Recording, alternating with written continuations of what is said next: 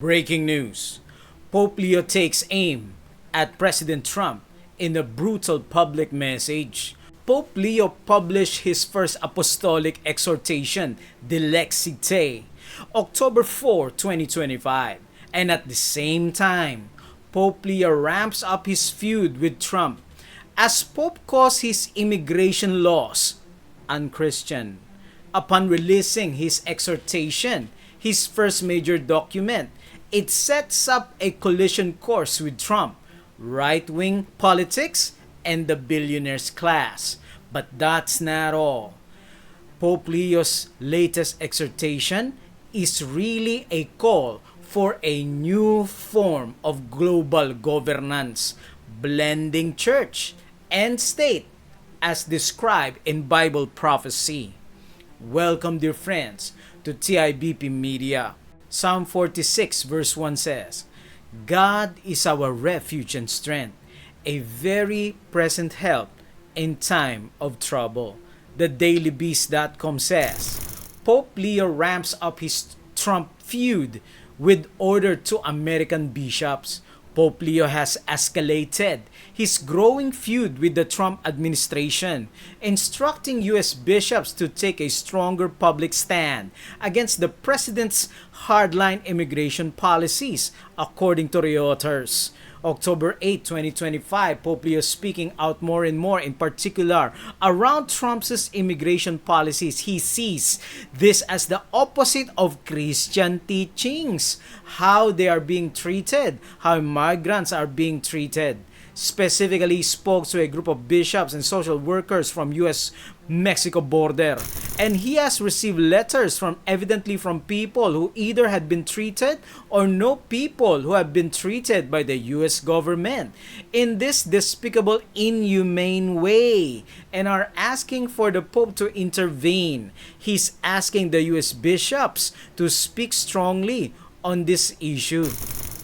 Someone who says I'm against abortion but says I'm in favor of the death penalty is not really pro-life.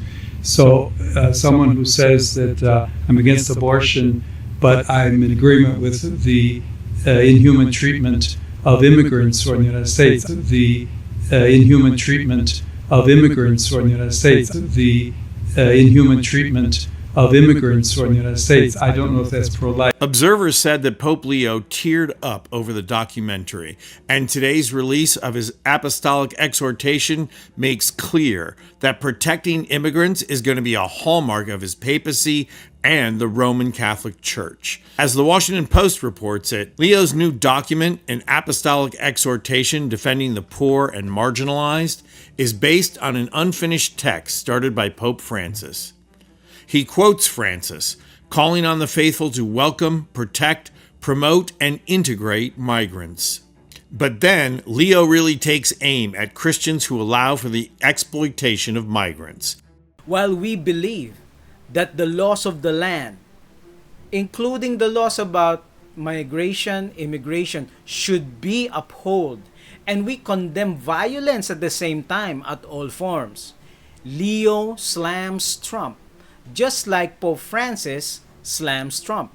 It's no surprise. Pope Francis launched a fervent attack on Donald Trump's mass deportation agenda. While one would expect words of compassion or even the offering of prayers for the 47th President of the United States, it seems that Pope had nothing but criticism for Trump. Pope Francis's words seem designed to spark headlines rather than define common ground he often preaches about. Domani ci sarà l'insediamento del presidente Trump, il quale ha già fatto sapere che fra 2 giorni vuole cominciare il suo programma di espulsione degli immigrati irregolari dagli Stati Uniti. Ecco, volevo chiedere se vi siete già sentiti, se ne avete parlato.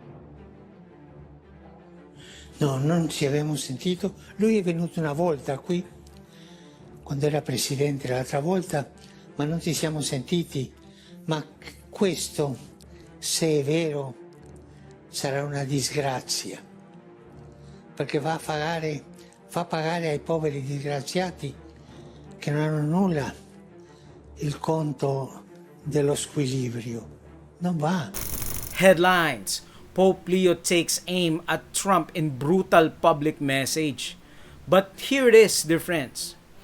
One may think, and this probably crossed our minds already, what is even more remarkable or even hypocritical is that while Pope Leo attacks Trump's vision and views on immigration crisis, he lives comfortably behind the impenetrable walls of the Vatican, which makes the US border wall pales. In comparison, it is all too easy to preach to others, but what about the Vatican's policies on immigration? How many refugees are allowed to sleep in the Vatican gardens? One may think, how many immigrants can apply for residency in the Vatican? Do you see this, dear friends, the deception? Regarding the Pope's attack on Trump's solution to the US immigration crisis, the late Francis says, Donald Trump's plans to impose mass deportation of immigrants would be a disgrace, as he weighed in the incoming US president's pledges nearly a decade after calling him not Christian to build a wall along the US-Mexican border. Dearest friends, if the Pope Leo, and Francis thinks that Trump's rules are a disgrace, perhaps he should start offering to build temporary shelters in the lavish St. Peter's Square. Or perhaps one would think that he could allow the Vatican's luxurious apartments to be inhabited by needy refugee families.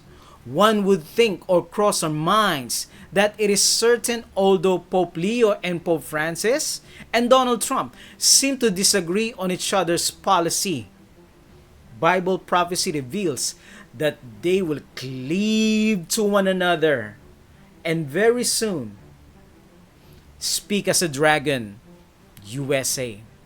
It is a very close working relationship. Bible prophecy reveals that these two beasts, these two last great superpowers of prophecy, United States with apostate Protestantism and the Antichrist, a close relationship between two powers will be seen before the mark of the beast crisis hits us. Dearest friends, Pope Leo's apostolic letter, as they called it, apostolic, serve as much more than just a pastoral message. It is a blueprint for Revelation 13. He is using kind words, but if you are a student of prophecy, he mentions United Nations. He mentions for all, for the common good. The fraternal message of ecumenism is there. Carefully handwritten, selected words to deceive global integration under the banners of fraternity, under the banner of peace and social justice. The nations of the world are being invited to join a single fraternal order guided by Rome's moral leadership. As the world rallies around the vision of solidarity, prophecy warns us that freedom and biblical faith will once again be tested. And what would be the testing ground? The law of God, the Ten Commandments. While we must enforce the laws of the land and immigration, and over again I say that we condemn violence in any form, our confidence must not be in the land beasts or in the sea beasts of Revelation 13. Our confidence must be placed, our lasting trust must be placed on God and God alone. That only Jesus can comfort us in times of conflict. Christ can only bring peace at the time of storm. But in order for us to experience peace, you have to be in the storm. Right?